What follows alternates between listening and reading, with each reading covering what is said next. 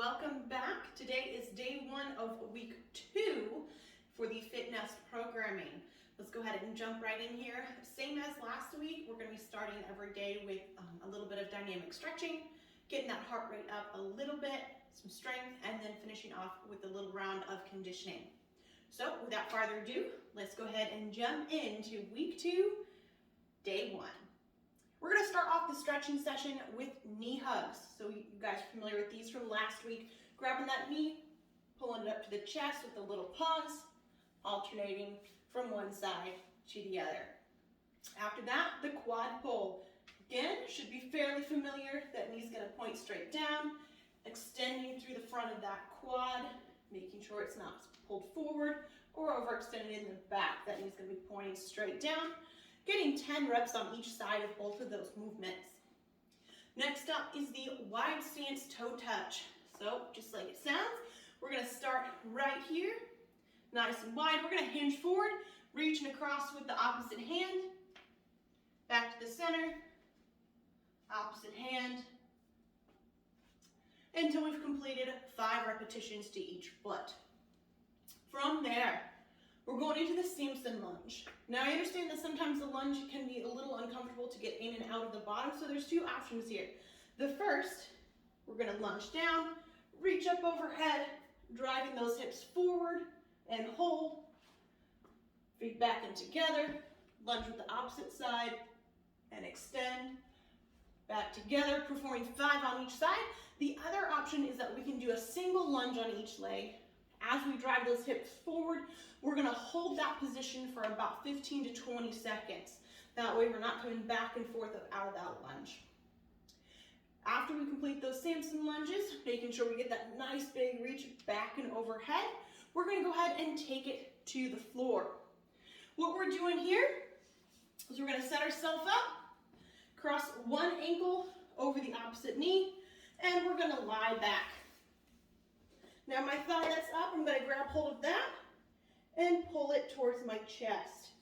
So my legs are set up in this figure 4 position.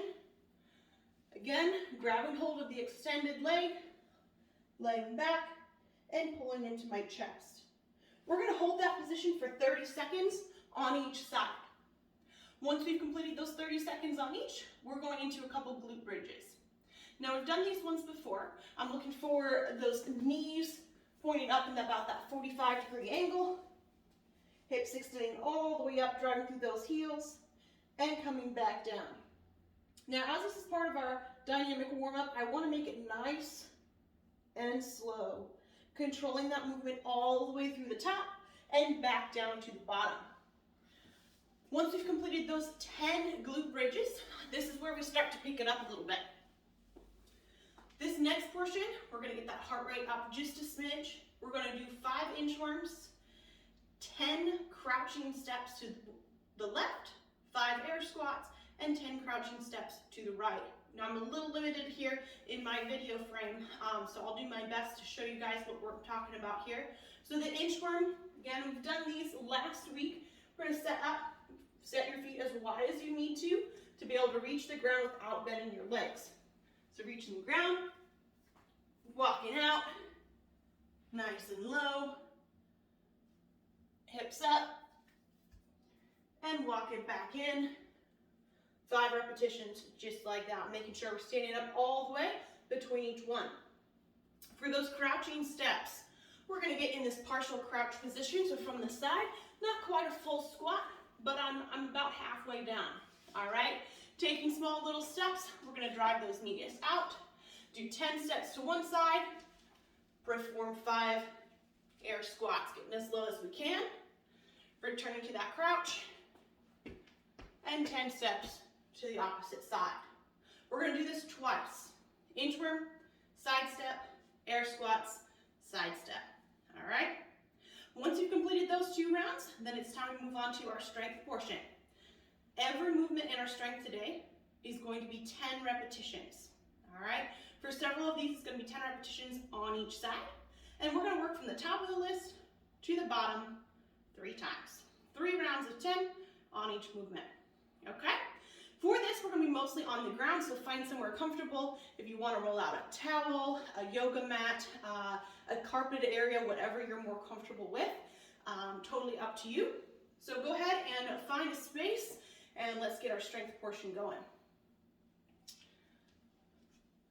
This first part that we're gonna be doing is a seated single leg lift.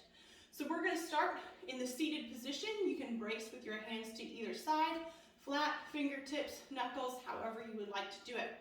We're gonna go ahead and make the feet a little on the wider side. The goal here is to keep the chest nice and tall. We're gonna lift one leg as high as we can, bring it to the center, and set it down.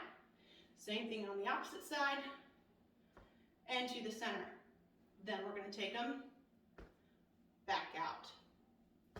We're gonna do this until we've completed 10 repetitions with each leg, all right? So, in, out, 1, all right? The goal of this is to strengthen the hip flexors as well as the tops of those quads. After that, we're gonna come over into a kneeling position. We kind of go at an angle here for you guys, and we're gonna do donkey kicks. So this is to target the glutes and that lower back. We're gonna take the leg, with that toe pointed straight down, we're gonna simply extend the leg as far back as we can, squeezing that glute at the top. You guys can alternate from side to side for those 10 repetitions. From there, we're gonna stay in that position, those hands and knees, and now we're gonna be lifting off to the side for the fire hydrants. So that knee is going to stay bent, hip is gonna stay at that 90 degrees, and we're going to lift out to the side as high as we can. Again, toes are gonna stay extended, knee and hip is gonna stay flexed. All right, that's gonna isolate the exterior of those glutes today. Once we've completed those, we're gonna go ahead and stand on up, and we're gonna do our lunge pulses. So what we're gonna do is step forward in our regular lunge position, but from here, we're gonna do partial down and up, down and up. If you can get all the way down and tap that knee, fantastic. Our goal is to get as low as we can in that lunge and do 10 pulses just like that before bringing the feet back together and completing our reps on the other leg. From there, here it gets a little bit fun. We're gonna work on that balance, some of that ankle strength. So what we're gonna be looking for is a tight midline and control through the hips as well as the ankle. So we're gonna start on our right leg. You're gonna pick up the left foot, bring it out behind you, and we're gonna hinge forward as best we can, touch that toe, and come back up. Now for this one, we'll get a little bit more activation if we do all 10 reps on one side before transitioning to the other. However, if that balance is getting a little tricky, or you're finding yourself leaning or falling more than you are completing smooth repetitions, then let's go ahead and alternate one side, then the other, back and forth until we complete those reps. The other option here is next to a couch or a wall, and as we go for that reach, just put a finger on the wall or the couch and allow your body to have a little bit of extra balance. We don't want to be death gripping onto it, but just a little extra touch from a fingertip can go a long way in keeping us a little bit more balanced. Now as we progress, we want to get to that point that we can just do it straight forward, touch the toe, and come back out, keeping that opposite leg nice and straight and back up. All right. Once we can finish those RDLs, the single leg RDLs, we're going to finish off with side or lateral leg lifts. Again, this is targeting that exterior glute, standing up nice and tall. If you'd like to hold on to something, you are more than welcome to. Just lifting that leg as high as we can, keeping both legs nice and straight, body nice and tall, and lifting the leg directly out. The toes are going to stay pointed forward for that full repetition. Again, you can alternate from side to side if you're really starting to feel that burn. For a little bit more of a glute activation, I encourage you to do all 10 on your right, followed by all 10 on your left. Working from top to bottom in that list, 10 repetitions on each leg, 3 rounds all the way through. And that completes our strength portion. The final part for today is going to be our conditioning. Now the goal of this is it should take about 8 to 12 minutes. If you complete the 3 rounds of conditioning and you're not yet quite in that 8 to 12 minute range, I encourage you to add a 4th round. If you're already looking at this and say, I know I can do it faster than that, I encourage you to add a couple more reps to each movement. I want you guys to challenge yourself, but also to make it stay within that 8 to 12 minute window. That's gonna give us enough time to get the heart rate up, get a good sweat. If we're going less than that, we're not gonna get the calorie burn that we're looking for. If we go too much over that, then we're gonna get too far into the exertion and not be able to have good recovery for the rest of the week.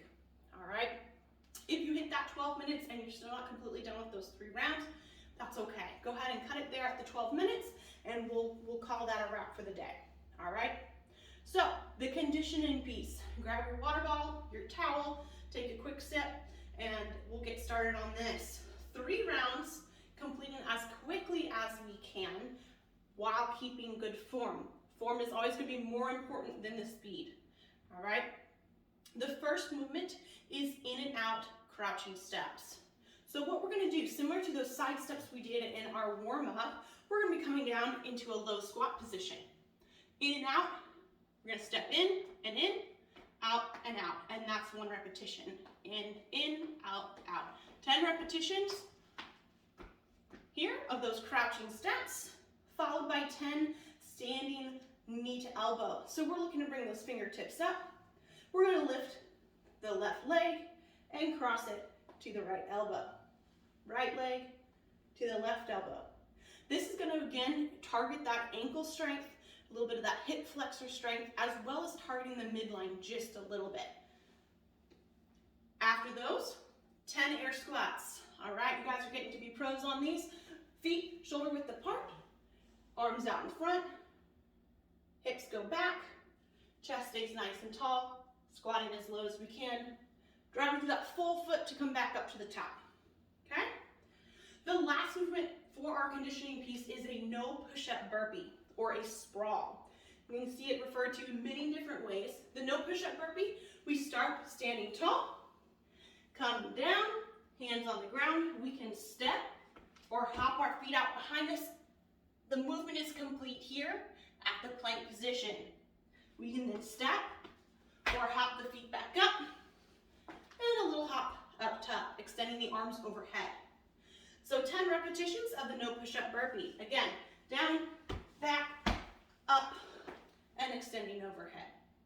Once again, this is a movement that we can perform on the couch, stepping or hopping the feet back, holding at that plank for 1 second, hopping forward and up overhead. Perform 3 rounds of that. Again, that 8 to 12 minute range is what we're looking for. And that's going to wrap up day 1 of week 2. Great job, guys. We'll see you back later this week. Take care.